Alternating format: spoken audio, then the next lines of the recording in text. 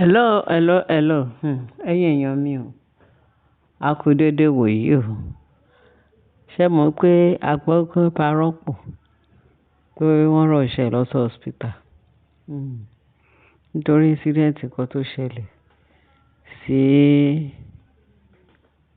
sí ọmọ ẹ̀.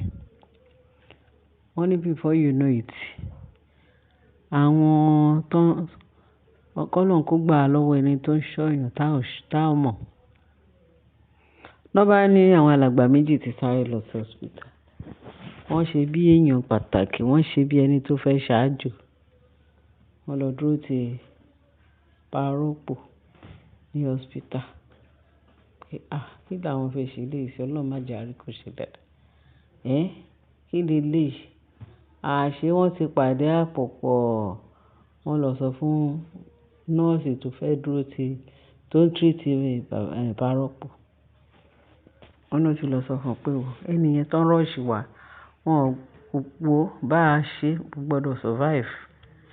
Kò gbọ́dọ̀ torí ọmọ iṣẹ́ ìṣaláìsí àpò ààrẹ fẹ́ kó survive.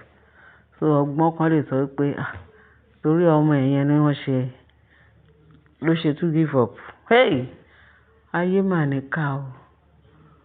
Wọ́n ní before you know it, gbogbo kùrùkẹrẹ jàbàjàbà tí gbogbo wọn sá dé hospital.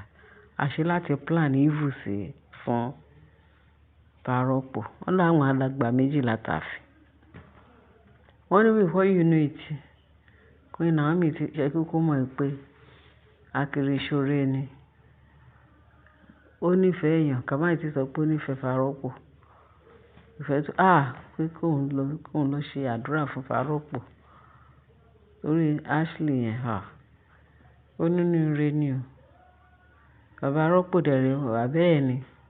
Kò lè rí kan bẹ́ẹ̀ yẹn kó má gbà kúrùtì. Àwọn tó ń ṣèkà fún Naomi gan-an. Naomi gbá kúrùtì wọn. Kíákíá tó ti gbé láti bá wọn. A ti gbàdúrà fún wọn ní hospital àti ṣe. Wọ́n bá a sọ ká má sọ pé mélòó ni bàbá ọkọ ẹ̀ tó nífẹ̀ẹ́ bí ojú. Wọ́n ní bó ṣe débẹ̀ báyìí àwọn alàgbà yẹn fi double cross pé kó má jẹ́ kí obìnrin yẹn wọlé láti lọ rí Parọ́pọ̀. Kó má jẹ́ wọlé. Ìtàwọn sọ lábẹ́gẹ́ anybody gbọ́dọ̀ wọlé. Wọ́n ní before you know it, wọ́n ti ń ṣe kùrùkẹrẹ pẹ̀lú nọ́ọ̀sì tó ń wọlé tó ń jáde. Naomi ní kóun wọlé kóun ti lọ ṣe prayer fún bàbá. Wọ́n ní nọ́ọ̀sì yẹn ní ó ti kò sí anybody pé àwọn bàbá ní kò sí anybody tó gbọ́dọ̀ wọlé. Meanwhile, wọ́n ní tí èèyàn bá ń ṣe kùrùkẹrẹ, ẹsẹ̀ tó ń sáré sí iṣẹ́ ẹbí. Kò mọ̀ pé ojú gan-an tó ń sá, ojú gan-an tó jẹ́ pé ojú tó máa rí, ojú náà tí ò gbé jẹ́. Báwo ni ṣe ṣe parable yẹn o? Wọ́n ní ojú náà máa tètè rí ẹsẹ̀ tó ń rìn wàìwàìwàì láti ṣiṣẹ́ bí ojú tó ń ṣe wàìwàì láti túká mọ́. Ó tún wà ń bẹ̀. Ṣé ó ti yé wa báyìí? Ó yẹ kí yẹn yé yín. At the end of the day, nọ́bà ni nọ́ọ̀sì kan nínú àwọn nọ́ọ̀sì bó ti rí bí eré sí àwọn pípé yẹn ń ṣe fèlèfèlè tó ń ṣe fèlèfèlè àti nọ́ọ̀sì yẹn.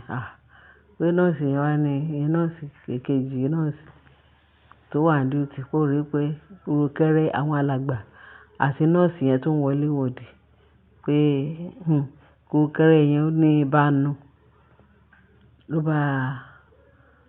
bá sáré lọ sọ fún Naomi pé wọn ò jẹ́ wọlé. Àwọn alàgbà yẹn ni ò jẹ́ kí anybody wọlé. Wọ́n ní kò sí anybody tó gbọ́dọ̀ wọlé. Pé ńgbà tí ẹ sọ pé ẹ fẹ́ lọ gbàdúrà fún pé bàtí ni kẹ́ lọ pé bẹ̀tẹ̀ àwọn bàbá yẹn àwọn náà gbà pé because òun àti nọ́ọ̀sì èkejì òun yẹn kó dàbí pé wọ́n ní nǹkan kan tó jọ ń hide fúnra wọn. Kò pẹ́ kò jìnnà ní kábíyèsí ló wá pé kábíyèsí yẹn Naomi gẹ́gẹ́ bá ṣe gbọ́. Ló wá ní kí kábíyèsí wọn ò jẹ́ kóun wọlé ó láwọn ò wò kó sọ fún dókítà àbí kó sọ fún nọ́ọ̀sì. Ó ní nọ́ọ̀sì àti àwọn alàgbà méjì náà ní kò gbọdọ̀ wọlé, kò gbọdọ̀ ṣe. Kí ló dé? Kábíyèsí, Naomi wá sọ pé kábíyèsí, nǹkan tí bóun ṣe ń rí àwọn alàgbà méjì yẹn tó ń jẹ́ kóun wọlé, pé ọ̀rọ̀ wọn ní ìfura o. Ó ní ìfura sí.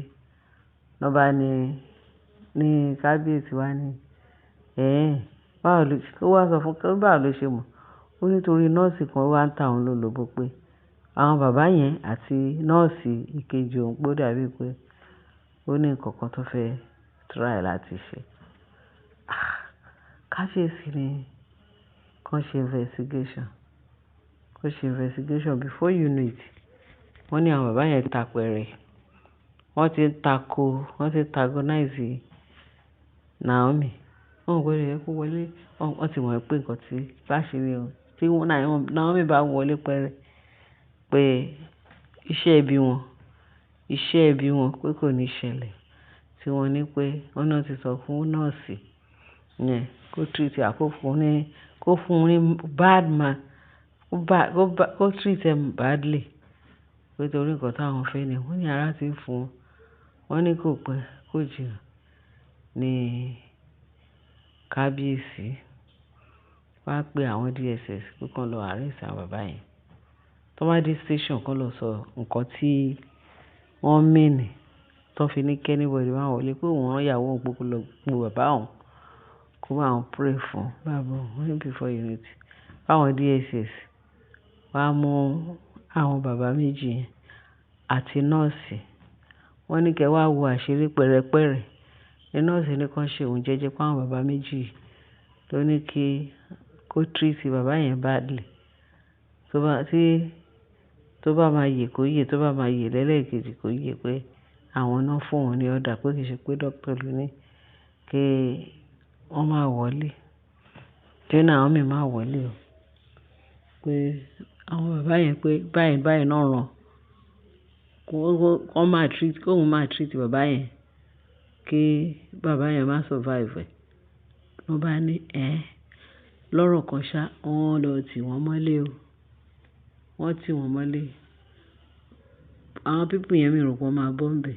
Ṣé ẹ̀ rí ilé ayé àbí ẹ̀ rí àṣé ẹ̀yìn kò rí lọ́tà wà ilé làṣẹ ní gbé. Wọ́n ní kábíyèsí pariwo.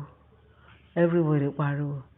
Wọ́n ní kán lọ sí àti nọ́ọ̀sì o àti àwọn àgbàlagbà méjì àbá àwọn alàgbà báwọn kí náà wọ́n pè wọ́n dà sí. Wọ́n náà wà station náà o. Rí pé ilé ayé yìí ogun ni. Ilé ayé yìí ogun ni, tó wọ́n fẹ́ pa bàbá. Wọ́n ní kò pẹ́ ní ìyá ìbárọ́pọ̀ tó yá tètè. Wọ́n ní ìyẹn gan tiẹ̀ tí gẹ́gẹ́ bá ṣe gbọ́ àlẹ́jẹ́ lé wọ́n ló ti dìdàkudà nígbà tí ó gbọ́ pé Prince that is Princess Adédèjì àwọn yẹn.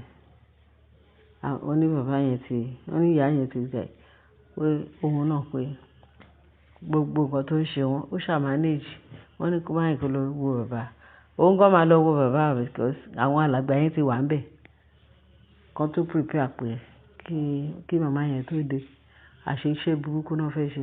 Wọ́n ti ní kán sáré lọ sí hospital. Nọ́ọ̀sì tó bá fẹ́ wà ní charge kan bá wọn gún bàbá lábẹ́rẹ́.